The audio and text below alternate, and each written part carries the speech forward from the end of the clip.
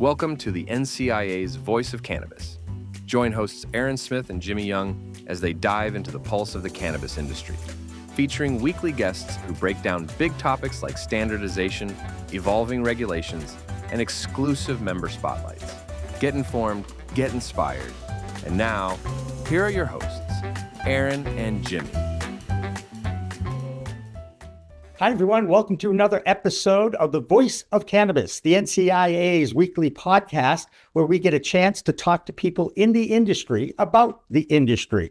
I'm the co-founder of WPCM TV, Jimmy Young, and I am so happy to be thankful that we have a couple of sponsors that we'd like to give shouts out to, including Buds Group, a consulting group out of the tri-state area in New York, New Jersey, and Connecticut, and also the PR firm of Maverick PR in Colorado. But I am always joined by the executive director of the NCIA. His name is Aaron Smith. Aaron, take it away and introduce our two amazing guests today.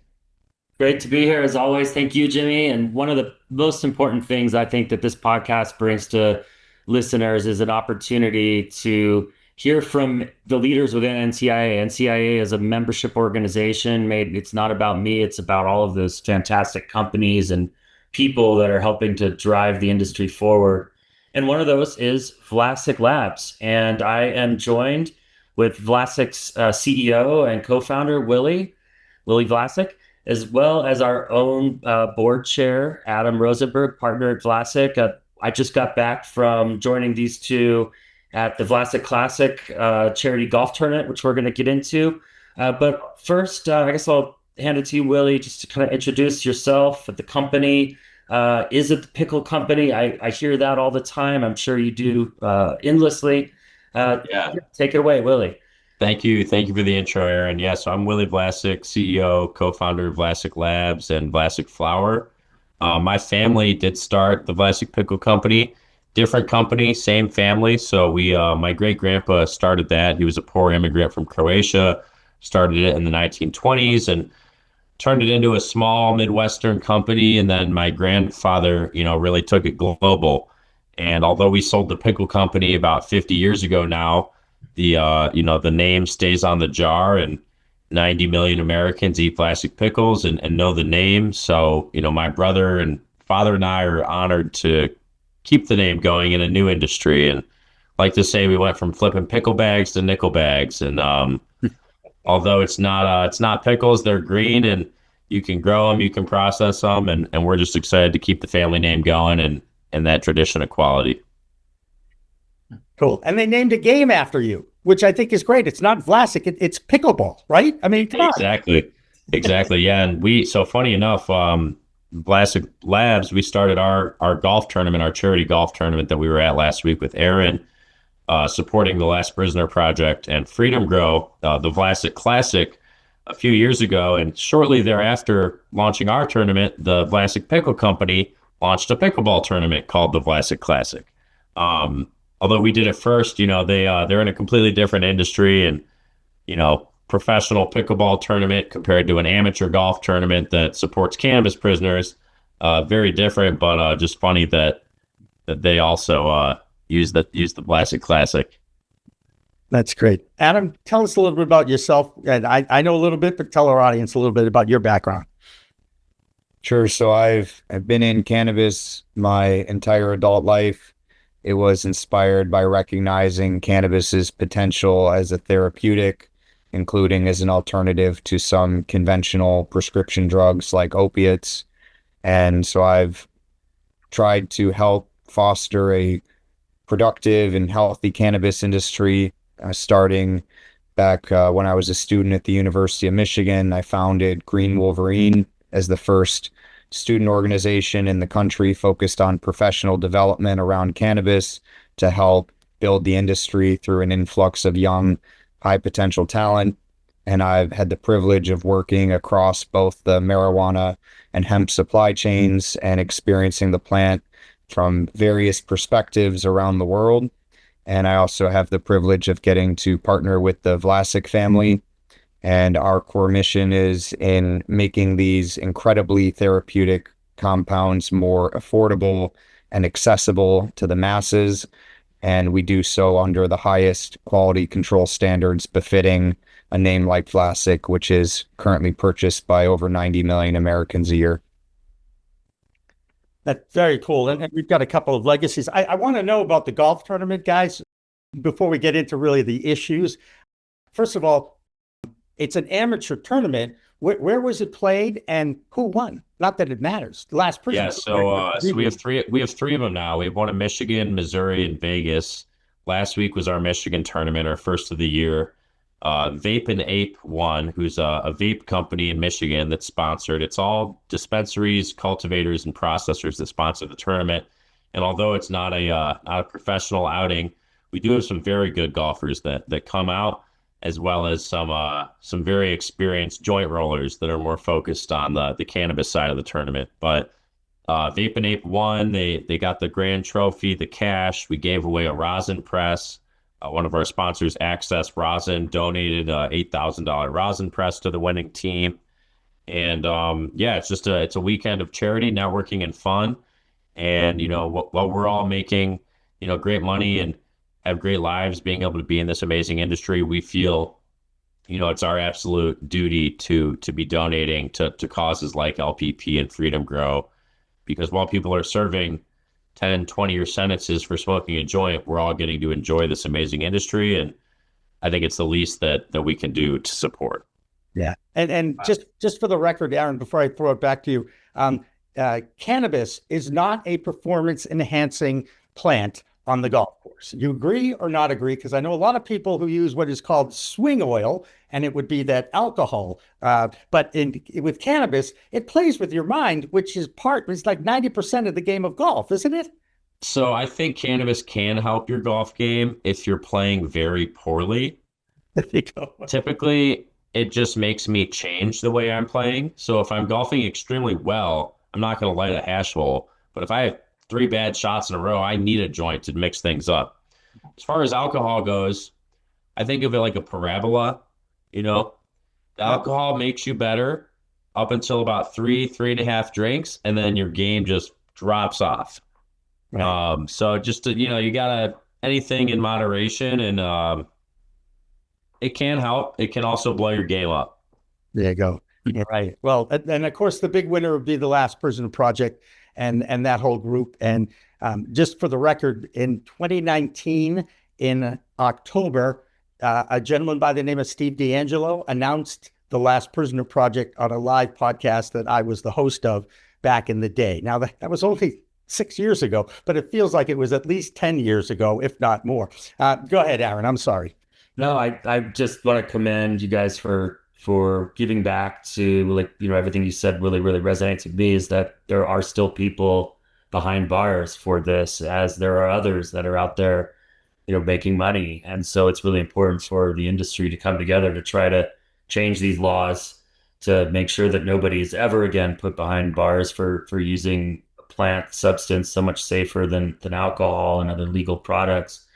And one thing that one thing I would love to get out of this podcast is, of course, hopefully some more operators sign up for your tournaments that are happening, in the future that you can tell us about, but also so that others in the business like you do something similar, maybe not a golf tournament, but something to give back in a charitable way. And I guess I would love to hear from both of you just some advice on how to go about doing that. Why does it seem like a lift for so many companies to get involved in charity? Sure. So, a lot of these companies know about, groups like Last Prisoner Project and Freedom Grow, and they want to support, but they're trying to see the ROI on how it can help their business. And so for our tournament, while the main goal is to raise funds for these charities, we want to make sure that we're giving a great ROI to our sponsors. So not only are they able to, contribute funds to help these very important causes, but they can also get some new business out of the event. And so, like any great cannabis event, whether it's for charity or it's not, it's all about bringing community together and breaking down walls and creating an atmosphere where people can, talk freely and make deals and have fun and really build their relationships. Our events are more B2B focused. So although we could make them a lot bigger, we try to keep them on the smaller side, keep them more exclusive, and really just have the decision makers in the room. And so, whether you want to throw a pickleball tournament or some pickup basketball or just really any cannabis event, doesn't even need to be sports related. The most important thing is who's your audience and who's in the room. And if it's D2C focused, you're going to want a lot of bodies in the room that want to learn about cannabis. And if it's more of a B2B event, you need buyers, you need sales directors and owners in the room, and you need people that are going to be able to make decisions. And in an atmosphere where people let their guard down and are willing to have those conversations. Adam, talk a little bit about socially responsible capitalism and the role that it plays in this industry. Well, just like any other business, capital is the fuel needed to grow. And it's something that has been uniquely challenging within the cannabis space, with the lack of reform and lack of recognition from the federal government of the legitimacy of state licensed cannabis businesses. And it's essential for growth, which in effect also means for people's careers, an upward career trajectory, and also more capital allows for more breathing room for stuff like charitable contributions and charitable activities. And I'm hopeful that as we start to see more progress at the federal level and an easing of a lot of the distinctive hindrances to business that cannabis is facing, that in that breathing room, we're going to see more ability for companies to innovate and to take risks, and also to have the room to organize events and efforts to give back toward important causes. Aaron, I know. Yeah, and on that note, I guess I would be remiss to not mention that NCIA was really honored to be the trade association partner for at these events with you guys, and thank you for that. And that's what we see NCIA as not a charity. Actually, we are just an investment in making those policy reforms possible. And I think that if I said this privately before, that if everybody just did a little bit of what Vlasic's doing, we would already have legal marijuana. We would already have a thriving industry coast to coast. And would love your thoughts on how can an operator better invest in those policy reforms that are needed, not just with NCIA, but at the state level and beyond, to really build a prosperous industry that we all envisioned from the outset. For sure. Yeah. And it's going to take all of us at the end of the day, all these operators, we all need to chip in. And, while we need to be donating and helping, get these prisoners out and readjusted to reality and back on their feet and help their families, we also need to be pushing on reform to ensure no one is ever locked up again. And that's exactly what the NCIA does. We're super honored to have them as our official trade organization of the Vlasic Classic. So something we're doing, to help, kind of fight this fight and get more support is anyone that sponsors our tournaments, gets 20% off their NCIA membership to potentially join, even if it's just as a small member to start. And then our big sponsors, our diamond and our gold sponsors, they actually get a free membership to the NCIA that we cover out of the tournaments, just to help bring more members in and help, really push reform along. Because at the end of the day, like Adam said, capital is the fuel of any business, whether that's a charity or a dispensary or a reform group such as yours. And one of the things we talked about with Chris Crane and others that have been on our past episodes of this podcast is the emerging under-regulated hemp industry and the over-regulated licensed legal industry. And yet, there are still, most of the people in this industry are just trying to follow the rules. And yet we always have bad actors, right? But now you've got two distinct differences. And I mean, Aaron has said it. This is really a cannabinoid question. It shouldn't be us against them or hemp against MJ. It should be the cannabinoid industry, and this is the same plant. And it's something I've preached forever. And Adam and Willie, I'm sure you both have feelings about that. So, Willie, Yeah, fortunately, it should be, the plant versus the man, the plant versus the federal government. But it feels a lot more like hemp versus cannabis.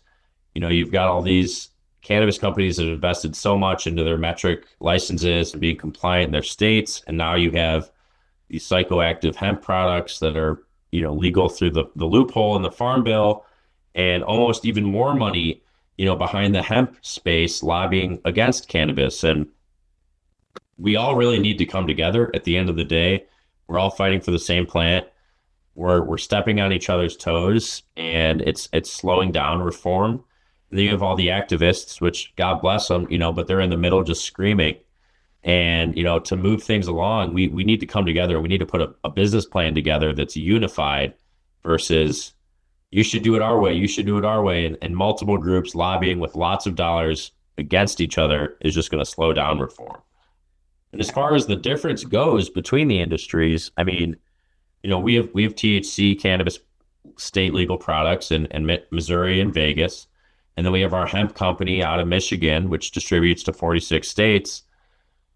But all of our hemp products are CBD, CBG, and CBN. We take the stance that the way the hemp rules were written, they're not supposed to be psychoactive products, and they're not regulated to be psychoactive products. So, we firmly believe that it should stay with the states, and the psychoactive products need to be regulated at a much higher level than they are.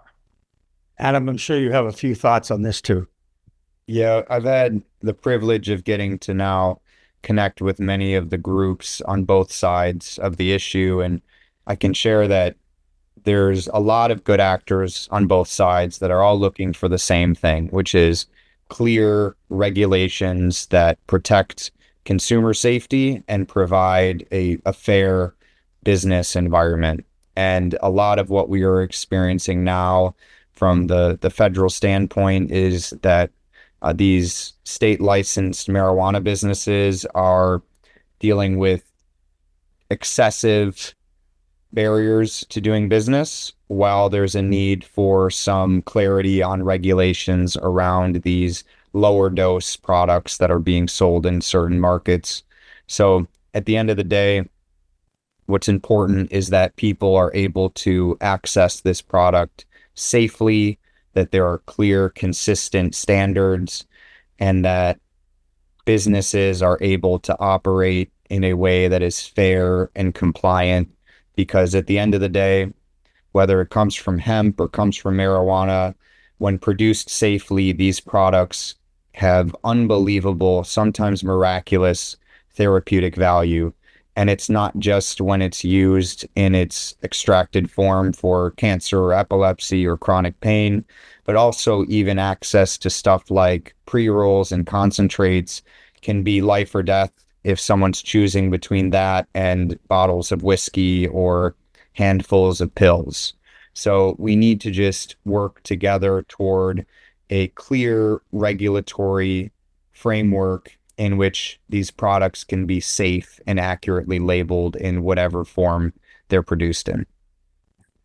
Yeah, that's I absolutely agree. We need parity so that we have consistency in regulation. And I think that parity means more regulation for hemp, but less regulation for the state marijuana industry in most cases, and not this pulling each other apart to try to, over-regulate one or put one out of business.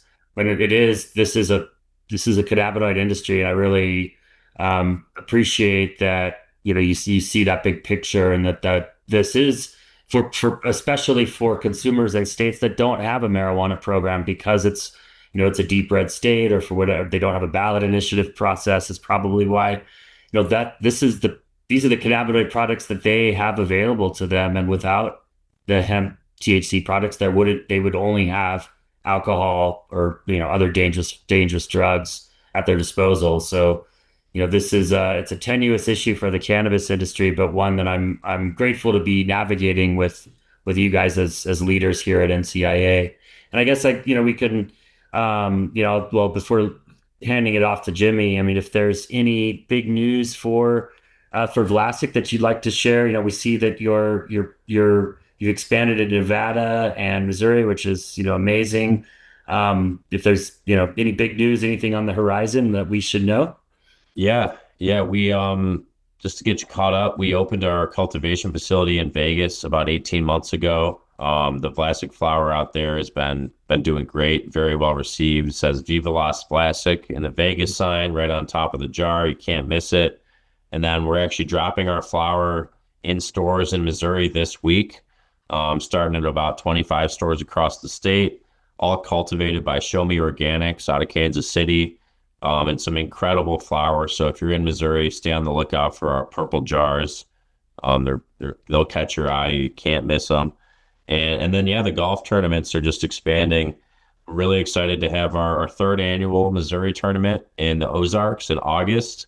We're sold out of golf spots, but we still do have sponsorship placement available if you want to come and, do a dab bar and a hole with your brand, or come meet some of these buyers. We're going to have over 100 dispensary buyers from around the state.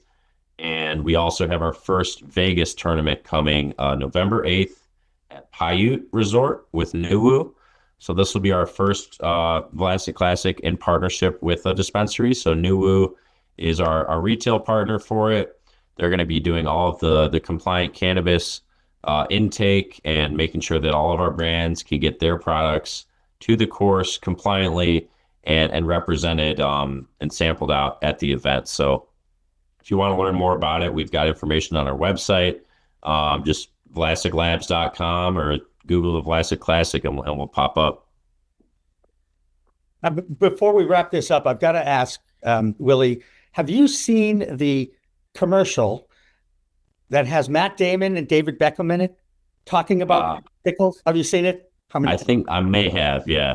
Okay. I just thought I'd throw it out there because I watch a lot of sports on TV, a lot of golf, I might add, and that commercial always gives me a chuckle. And now that I know somebody that's literally a legacy family from the pickle industry, I'm excited. It was really a thrill to meet you, sir. I really do support the cause too. I'm a pickle guy. What can I tell you? Hell yeah. Yeah. The commercials actually are what really blew us up back in the day. So in 1974, we had 9% of the global pickle market share, and Heinz had 20.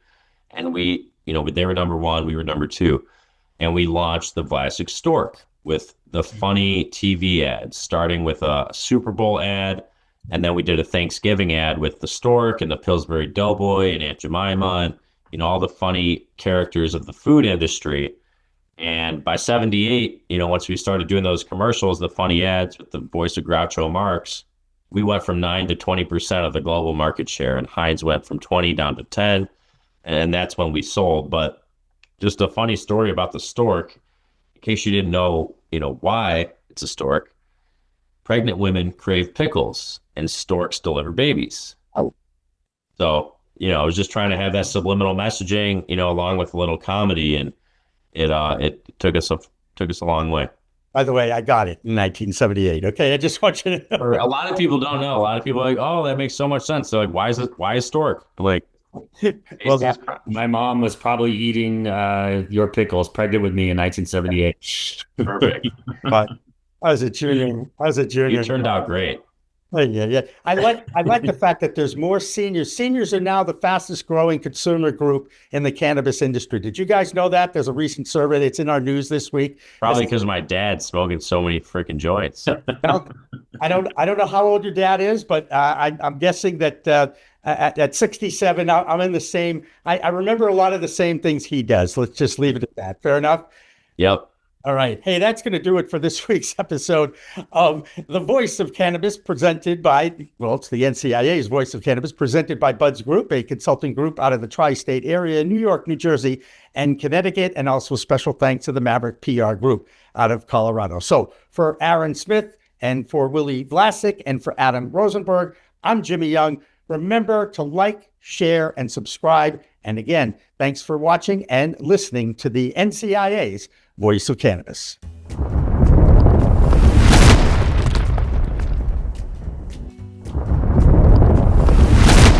Accounting Buds has grown into Buds Group, the same award-winning quality, now with more service offerings. Buds Group, your best buds in the biz.